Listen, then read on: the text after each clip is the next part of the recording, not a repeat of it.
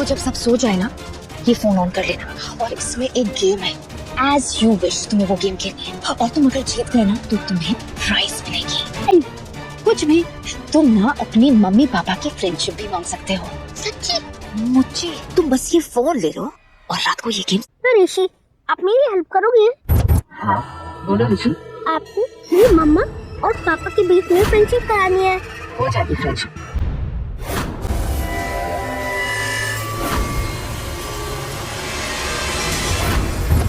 भाई की मौत नहीं सह पाए, अपने बेटे की मौत को कैसे सह पाओगे?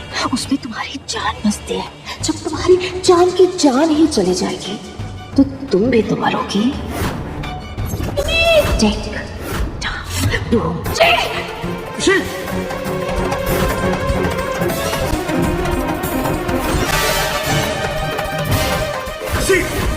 सुमन इंदौरी के आने वाले एपिसोड में एक अलग ही ट्विस्ट देखने को मिलने वाला है। यहाँ पर भाई सुमन ढूंढती ढूंढती तीर्थ के पास आ जाती है ऋषि को।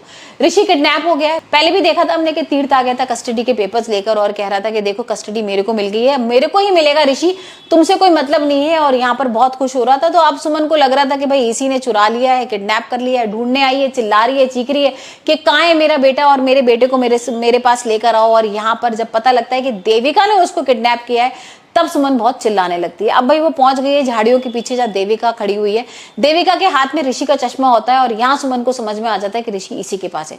चिल्ला रही है, चीख रही है, ऋषि कहाँ है, ऋषि कहाँ है। ऋषि बाहर निकलता है। उससे पहले ही वो ऋषि को बहला फुसला देती है। यहाँ पर ऋषि को उसने वीडियो दिखा दिया है तीर्थ का कि देखो तीर्थ किस तरीके से हल्ला मचाता है, मारता पीटता है, जेल भी भिजवा चुका है तुम्हारी सुम्मी को। अगर दोबारा से ये दोनों एक हो गए और तीर्थ भाई सुमन की जिंदगी में आ गए और यहाँ पर अगर कस्टडी उसे मिल गई तो तुम्हारी सुम्मी को तुमसे छीन लेगा और तुम्हें भी अलग कर देगा। यहाँ पर वो ऐसे डरा रही है कि ऋषि को तो लगता है कि तीर्थ मेरा बहुत बड़ा दुश्मन है।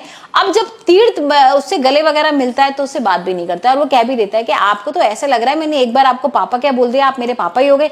मैं आपको बिल्कुल पसंद नहीं करता हूँ, आपके संग रहना भी नहीं चाहता हूँ, मैं सिर्फ अपनी सुम्मी के साथ रहना चाहता हूँ। तो ये सारा जो बिहेवियर है ना, ये रीवा तीर्थ घर वाले देख के बहुत शॉक हो रहे हैं।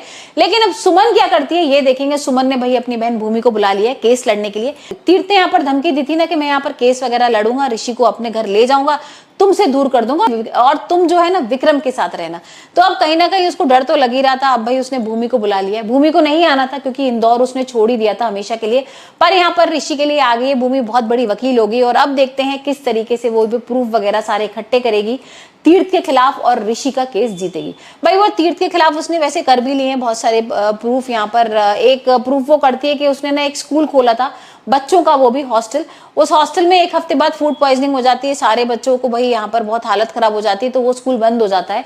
तो यहाँ ये सारे केसेस ढूंढने की कोशिश कर रही है कि भाई तीर्थ के खिलाफ ऐसे कुछ प्रूफ मिलेंगे जिसमें ये पता लगेगा कि वो तो भाई ऋषि को रख ही नहीं सकता है। तो ऑलरेडी यहाँ पर सुमन केस जीत जाएगी।